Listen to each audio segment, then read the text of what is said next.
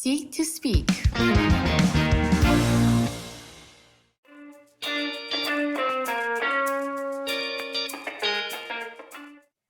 Stage 1, the want. I cannot pinpoint the exact moment I wanted a child. It's a lot like having your first gray hair. And for those young people in this club, you think you're never gonna get one, but when you do, it's everywhere. And suddenly, you don't remember a time when you didn't spot a gray hair or two. So one day, I'm fending off question about when I'm gonna have a bun in the oven. And suddenly, I wanna make the bun myself. And why not? Society expects this of me. My family expects this of me. Hell, I expect this of myself. So making the decision to have children had the backing of the whole wide world. But what the world didn't tell me was how hard it was going to be. And because I've been fed with all of these sentiments and expectation, I didn't expect any issue. Because after all, isn't it natural? That's what my body is programmed to do. Until 3 months go by. And then it's 6 months. And then it's 1 year. And still no baby. Instead, my period visits me every month, a stark and quite literally bloody reminder of my failure. Ladies and gentlemen, the expectation, or just ladies, the expectation is that infertility is something to be ashamed of, to not speak of, to hide. That's why we rarely hear about it. But the reality is that our struggles are our strength and our stories should be shared. So today I'm going to share with you my fertility story, what to expect when you're not expecting. Stage 2, the anger. You know, after a year goes by, I'm starting to ask myself some really difficult questions. Is this a me problem? Like, what's wrong with me? I'm suddenly hating my want, no, my need for a child, because how much of this need is biological to maintain my species? How much of it is societal so that I can have a family? And how much of it is me, like the real me?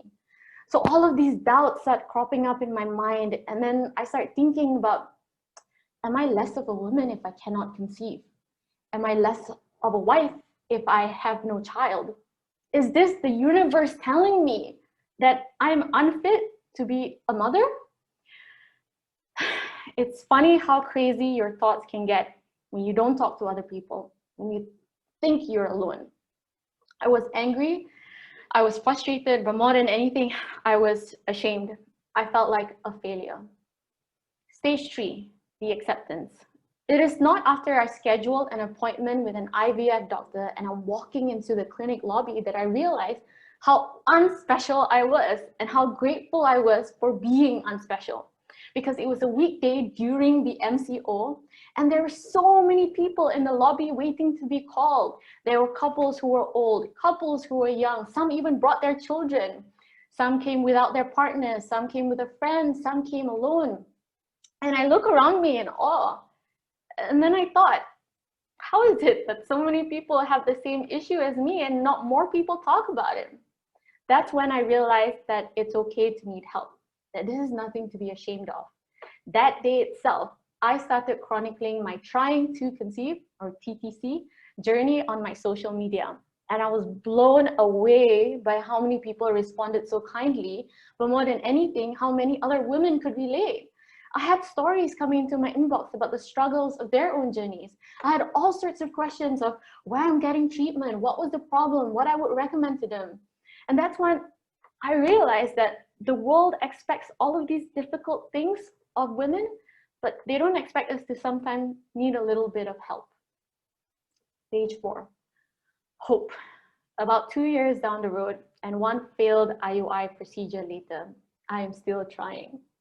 While I don't have a baby in my arms and instead I have injections that I have to do every morning to prep myself for IVF, I am still hopeful. Because while expectations can be deceiving, they can be a burden, they can be absolutely infuriating, they can also be hopeful. It is my hope that my morning trips to the doctor will eventually become morning trips to the toilet bowl so I can throw up from my morning sickness. That my anxiety as the date of my period approaches will be replaced with anxiety as my due date approaches. That the pinch in my pockets will come from having to pay for the successful birth of our beautiful baby and not for expensive medicine to be injected or ingested. While neither sounds like a happy ending of your dreams, if there's one thing I've learned from this experience is that my expectations of a happy ending should also be realistic. And having a baby is my happy ending. Thank you so much, everyone. Seek to Speak.